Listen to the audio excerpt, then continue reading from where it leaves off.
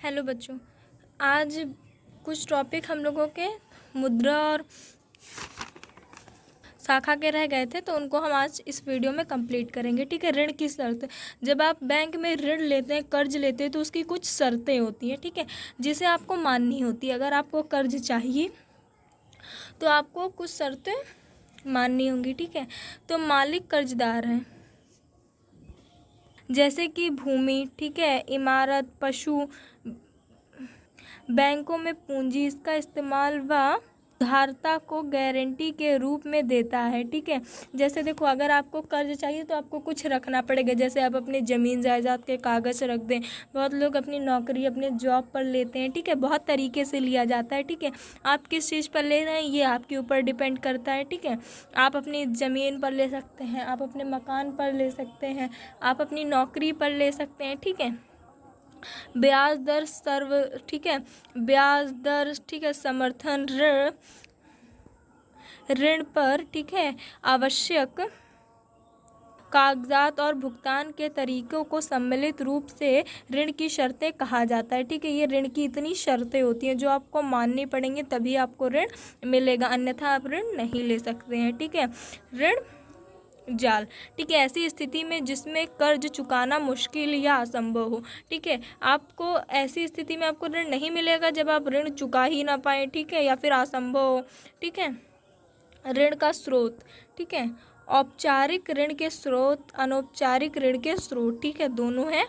तो चलिए हम लोग एक एक करके पढ़ते हैं कि औपचारिक कौन कौन से हैं, अनौपचारिक कौन कौन से हैं। ठीक है, औपचारिक ऋण के स्रोत सरकार के नियंत्रण में होते हैं। ठीक है, यह क्या होते हैं? सरकार के नियंत्रण में होते हैं, मतलब सरकार के हाथ में रहते हैं। ठीक है, ऐसे भी हम आम भाषा में बोल सकते हैं कि ये सरकार के नियंत्रण में होते हैं और इन्हें कानून के नियमों का पालन करना पड़ता है। ठीक है, जिसे औपचारिक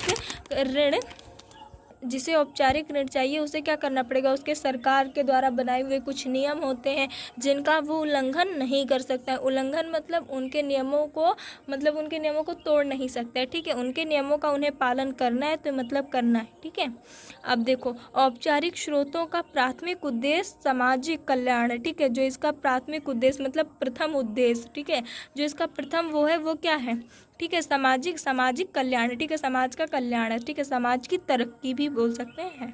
ठीक है, आरबीआई औपचारिक ऋण स्रोत की गतिविधियों को नियंत्रित करता है। ये क्या करता है? उसकी जो गतिविधियां हैं उसको क्या करता है? नियंत्रित करके रखता है। ठीक है, उसका नियंत्रण करता है। ठीक है, औपचारिक स्रोत आमतौर पर कम ब्याज पर वसूलते हैं। ठीक है, ये क्या करते हैं? कम ब्याज लेते हैं। लोग कहते हैं नहीं, वहाँ ऋण लो जहाँ कम ब्याज पड़े। ठीक है, तो ये क्या करते हैं? ये कम ब्याज लेते हैं। ठीक है, तो ये हो गई औपचारिक चीज़ें। ठीक है, अब हम देखते हैं अनौपचारिक ऋण। ठीक है, लेने का भाई क्या फ़ायदा और क्या नुकसान है। ठीक है, तो अनौपचारिक स्रोतों में सभी छोटी और बिखरी हुई इकाइयां शामिल होती हैं जो आमतौर पर सरकारों के नियंत्रण से बाहर होती हैं और इन्हें इसके कानून और नियमों का पालन करना चाहिए। ये मतलब बिल्कुल औपचारिक से डिफरेंट है। इस पे सरकार का कोई नियंत्रण नहीं होता है। ठीक है, इसका प्राथमिक स्रोत क्या? लाभ कमाना। ठीक है, लाभ कमाना मतलब धन कमाना। ठीक है, लाभ क्या हुआ? धन। ठीक है, प्रॉफिट को लाभ बोलते हैं। औपचारिक स्रोत में ऋण गतिविधियों का नियंत्रण करने वाले कोई संगठन नहीं होता है। ठीक है, इसमें कोई भी संगठन नहीं होता है। ठीक है, देखो, ये औपचारिक है। ठीक है, ये अनौपचारिक है। ठीक है, तो अरे, औपचारिक में क्या है?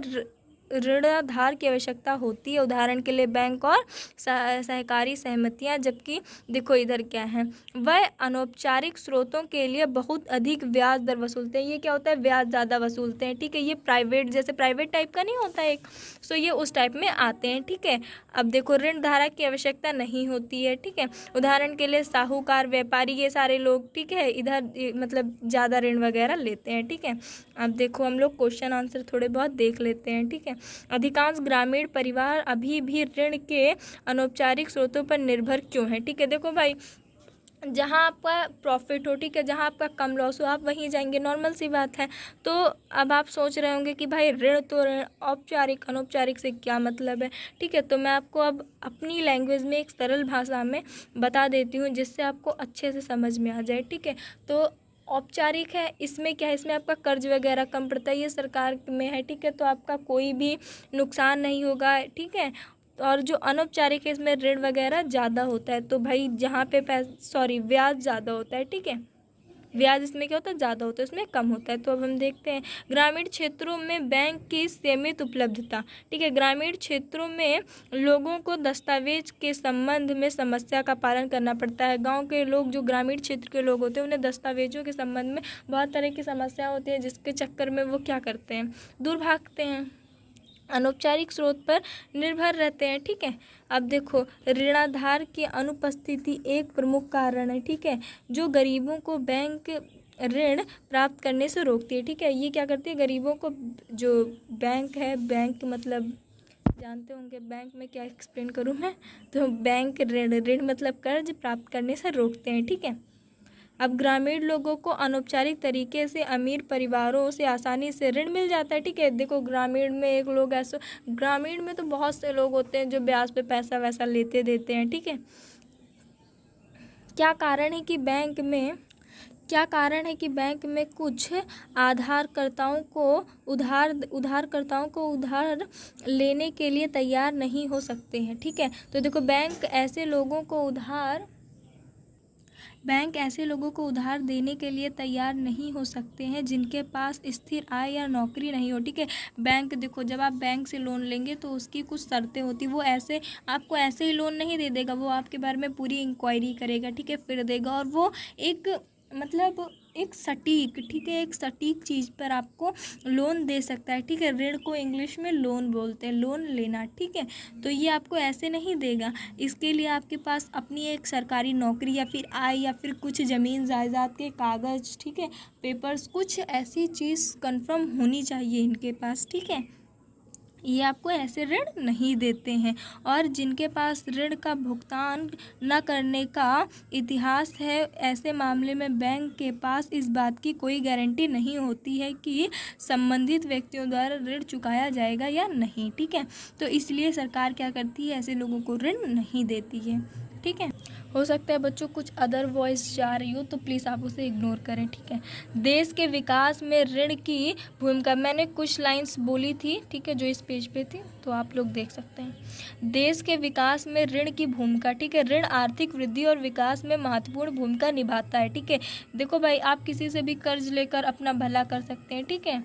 तो देखो, ब्याज की सस्ती दरों पर ऋण उपलब्धता व्यवसाय का फर्म को अधिक उधार लेने के लिए प्रोत्साहित करती है, ठीक है। अब देखो, अधिक धन उधार लेने से व्यापार में वृद्धि, ठीक है। अधिक धन, देखो, अगर आप देखो किसी चीज़ में आप जितना धन लगाओगे, ठीक है, तो वो क्या होगा, उतना ही अच्छे से निखार आएगा उसमें, ठीक है। जैसे अभी आप देखो, आपने एक फ्लैट लिया 10 लाख का, ठीक है, मान लो 10 लाख में तो आजकल ज़मीन ना मिले, फ्लैट तो दूर की चीज़ है, ठीक है। तो मैं बट एक एग्जांपल दे रही हूँ, ठीक है। तो मान लीजिए आपको 10 लाख में मिला, ठीक है।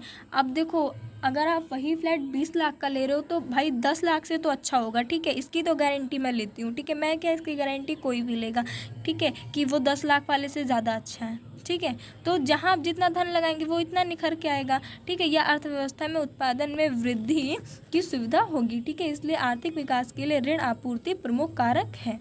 निर्धनों के स्वयं सहायता समूह, ओके। एक सामान्य SHC में, ठीक है। देखो बच्चों, इसको आप इंग्लिश में कर लेना, ज़्यादा अच्छा रहेगा, ठीक है। 15-20 सदस्य होते हैं, ठीक है, जो आमतौर पर मतलब नॉर्मली, ओके, आमतौर पर एक पड़ोस में सभी संबंधित होते हैं, ठीक है, सगे संबंधित होते हैं, जो नियमित रूप से मिलते हैं और बचत करते हैं। लोगों को बचत करने की क्षमता के आधार पर प्रति सदस्य बचत 25 रुपये में 100 रुपये या उससे अधिक तक होती है, ठीक है। सदस्य अपनी ज़रूरत को पूरा करने के लिए समूहों से ही छोटे ऋण ले लेते हैं, क्या करते हैं, उधार ले लेते हैं, ठीक है। समूह इन ऋणों पर ब्याज लेता है, लेकिन यह अभी भी साहूकार के ब्याज को कम होते हैं, ठीक है। देखो, मैं ये चीज़ आपको पहले भी बता चुकी हूँ, फिर रिपीट कर देती हूँ कि जब आप किसी अपने, मान लीजिए आपके कोई गांव में है, ठीक है, रिच है, अमीर है, तो आप वो कर्ज ब्याज पर पैसा देता है, आपने उससे पैसा ले लिया, वे ब्याज पर देंगे, ठीक है, तो बस उसी को बोलते हैं, ठीक है। ऋण समूह के नाम पर स्वीकृत किया जाता है और सदस्यों के लिए स्वरोजगार के अवसर पैदा करने के लिए होते हैं, ठीक है।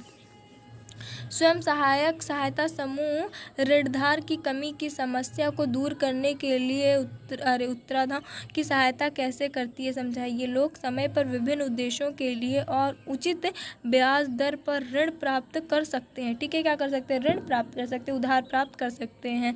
SHG अपनी बचत से नियमित है तो वो उसका उपयोग मौद्रिक सहायता के रूप में कर सकता है। सदस्य अपनी ज़रूरत को पूरा करने के लिए बिना जमानत के छोटे ऋण ले सकता है। क्या कर सकता है? ऋण मतलब कर्ज ले सकता है, ठीक है। बैंक समय पर पुनः भुगतान के कारण स्वयं सहायता को ऋण भी दे देता है, ठीक है। तो ये चीज़ें मैं आपको पहले भी समझा चुकी हूँ, वही चीज़ें घूम घुमा कर आपको कई तरह के सवाल बनाकर बताया है मैंने, ठीक है।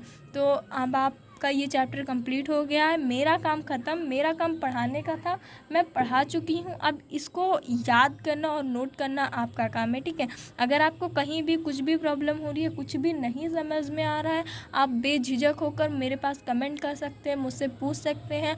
मैं एक हद से ज़्यादा कोशिश करती हूँ आप लोगों को समझाने की, ठीक है। मैं इतनी सरल लैंग्वेज यूज़ करती हूँ कि आप लोगों के ऊपर से जाए ये बात मैं मान ही नहीं सकती, ठीक है। तो अब आप इसे नोट कीजिए, बाकी नेक्स्ट चैप्टर आपको नेक्स्ट वीडियो में मिलेगा। मैं कम से कम टाइम में आपका सिलेबस कंप्लीट करवाने की पूरी कोशिश करूँगी। और आप लोगों का काम एक और है कि मेरे चैनल को प्लीज़ लाइक एंड सब्सक्राइब कर दें कि मैं कोई भी वीडियो डालूँ तो सबसे पहले आपके पास जाए, ठीक है। Thank you.